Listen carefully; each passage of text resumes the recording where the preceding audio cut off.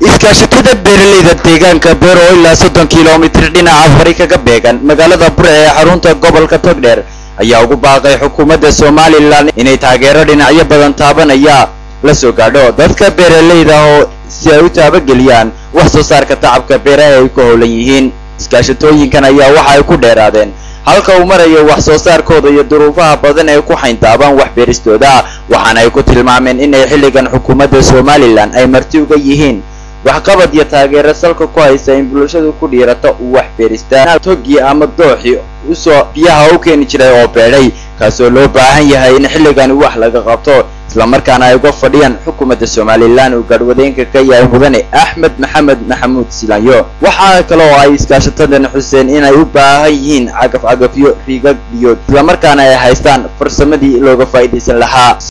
marka waa in loo sameeyaa kaamkii iyo kaydkii iyo gaadiidkii iyo shaqaalihii dawladda iyadoo kastam ay soo dhigataa meesha oo cashuurtu ay ka soo baxdaa 20 sanadood imka ay Soomaaliland jirtay wax beeraha ka socdo oo yaani xagga dawladda ama wasaaradda beeraha maanaan arag oo wax nala qabata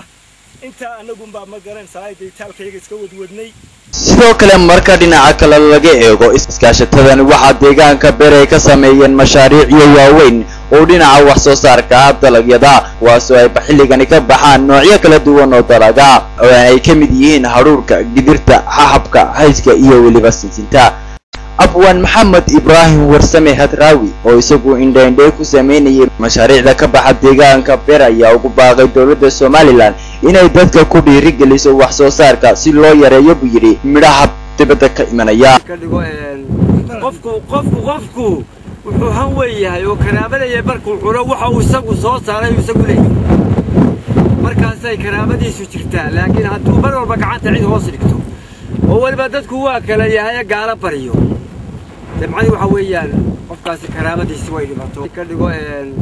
qofku wuxuu han weeyahay oo karaabadaya barkuu xuro waxa uu isagu soo saaray isagu leeyahay markaas ay karaabada deegaanka beer ayaa 20 sano ee u dambeeyay aan nasiib u helin inay helaan xukuumad ka caawisa dhinaca wax soo saarka isla markaana ka gacan siisa bulshadu inay ku dhiiradaan beerista saraaca, balse xukuumadan cusub ee hormuudka u yahay mudane Axmed Maxamed Maxamuud Silaanyo ayaa ay ka naawilayaan inay u fidiso gacan ballaaran isla markaana ay ka qayb qaadato horumarka saraaca ee ka socda deegaankaasi beer. dadkan iskaashatooyinka qayb qaadato horumarka saraaca ee ka socda deegaankaasi beer. dadkan iskaashatooyinka ayaa maalmihii u dambeeyay u muuqday kuwa ku mashquulsan dhinaca saraaca iyagoo xilligan ilaa 60 kiiloomitir oo isku weer ah ku beeray dalagyo kala duwan. cabdirasaaq farax abdilaahi cabdirasaaq nakruma shirkadda caalamiga ah ee Burco Online Burco.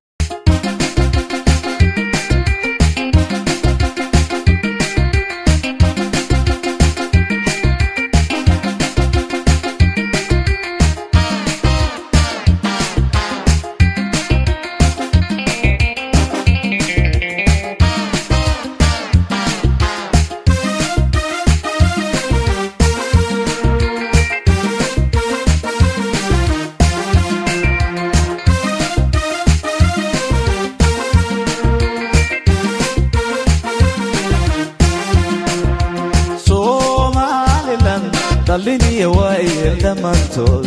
siday u dhisteen dhulkoodii nabadda u dhidbeen alla u dhow.